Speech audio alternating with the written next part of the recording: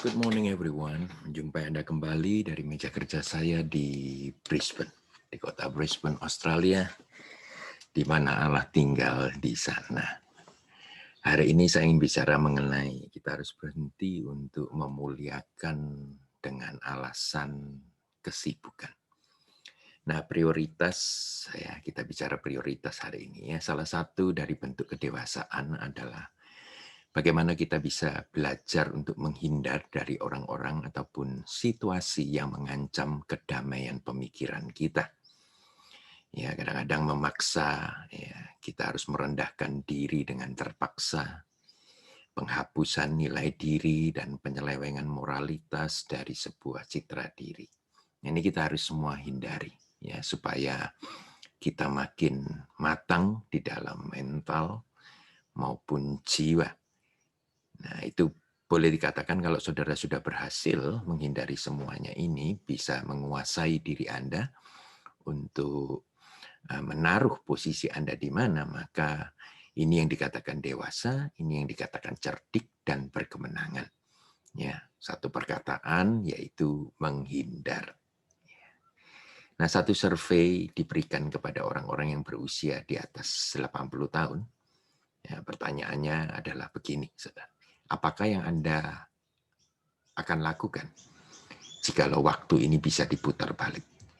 3 jawaban yang didapat, benar-benar 3 jawaban yang didapat dari survei ini adalah: pertama, aku akan meluangkan lebih banyak waktu lagi kepada keluarga dan teman-teman dekatku. Jawaban yang kedua adalah aku lebih cerdik untuk menghindari orang-orang yang tidak memberikan dampak positif apapun juga bagi kehidupanku. Jawaban yang ketiga, yang terakhir, aku akan lebih memperhatikan kesehatan jiwaku dan bukan cuma kesehatan tubuhku. Ya, artinya adalah menjaga mentalitas itu. Nah, saudara, hikmat adalah seni. Ya, hikmat adalah salah satu seni untuk mengetahui mana yang harus diperhatikan lebih daripada yang lainnya. Hal-hal kecil untuk mencuri waktu berharga kita, ya, dan akhirnya hidup kita akan sia-sia dengan tujuan yang tidak jelas. Nah, ketika salah satu atlet peraih emas, medali emas, ditanya, apa yang menjadi rahasia suksesnya? Dia dengan gamblang menjawab begini, ya, merencanakan untuk tidak menghiraukan sekelilingku. Sebelum pelatihanku selesai, aku tidak menghiraukan segala sesuatu. Wow, saya rasa ini pernyataan yang hebat sekali. Ya. Kalau Anda menjawab ya dalam segala ataupun segala situasi, ya, ataupun menjawab ya dalam semua permintaan di sekeliling Anda pastilah gagal di dalam memenuhi tujuan dan panggilan hidup Anda. Oleh karena itu Anda harus cerdik dalam memilih mana yang harus dikejar terlebih dahulu, mana yang menjadi prioritas terlebih dahulu, dan mana yang harus dihindari. Apa saja yang harus dinomorduakan. Ya, mungkin beberapa orang yang pernah dahulu menjadi teman Anda tidak perlu taruh terlalu serius dalam hal permintaan mereka. Ya, mungkin cuma ngopi dan menyeret Anda kembali kepada perihal yang sia-sia seperti tahun-tahun yang lalu. Nah, beberapa tahun yang lalu sekitar 300 ikan paus mati secara misterius terdampar di pantai. Setelah diselidiki, ternyata ikan-ikan paus ini mengejar segerombolan ikan sarden sambil membawa mereka, ya, ikan sarden inilah yang membawa mereka terdampar di pantai. Yang kecil menjerat yang besar sampai kepada kematian. Dengan mengejar hal-hal yang kecil kita membuang tenaga, bahkan mungkin saja kita membuang hasil yang seharusnya kita bisa dapatkan di tempat yang lain, tetapi kita mengejar sesuatu yang sangat minimum sekali, akhirnya memakan jiwa kita. Nah, saudara, kepahitan hati dan dendam pastilah akan menggerus lumat Anda sampai habis pemikiran normal, dan pemikiran itu tidak akan berfungsi lagi. Antara otak dan pemikiran, ya, antara otak dan pemikiran ada dua hal yang berbeda. Kemungkinan bisa, ya, Anda punya otak tetapi tidak punya pikiran sehat, jangan tersinggung. Karena terlalu banyak orang yang di luar sana yang tidak memiliki pikiran Kristus.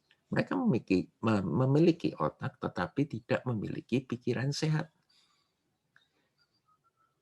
Contohnya begini, mengapa kita harus mendam? Mengapa kita harus marah dengan perkara 10 tahun yang lalu? Sederhana kan? Apabila Anda bisa menghindar saja. Belajar untuk mengampuni. Mengampuni tidak pernah mudah. Belajar untuk mengampuni. Ya. Mengampuni dari jauh mungkin. Sebelum Anda bisa bertatapan muka dengan muka. Saya sering belajar. Di dalam pengampunan ini, kita mengampuni dari jauh terlebih dahulu. Sampai mental kita dibersihkan daripada semua luka-luka itu disembuhkan, sehingga suatu saat Tuhan temukan dengan orang yang pernah mengganjal hati saya. Tidak ada reaksi, karena hati kita sudah sembuh. Suatu saat, saya yakin percaya, kalau Anda masih menendam, pastilah ada kepulihan, pastilah ada kesembuhan batin, dan pastilah ada damai itu.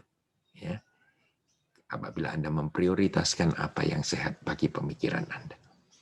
Kemarahan akan mendidihkan darah Anda sampai kepada satu titik di mana Anda tidak bisa balik lagi kepada kehidupan normal. Paulus mengingatkan kita kepada tujuan hidup. Dia menulis di Kisah Rasul ayat pasal yang ke-20 ayat 24. Dikatakan begini, aku tidak menghiraukan nyawaku sedikit pun. Asal saja aku dapat mencapai garis akhir dan menyelesaikan pelayanan yang ditugaskan oleh Tuhan Yesus kepadaku. Wow, benar-benar dia set the priority right.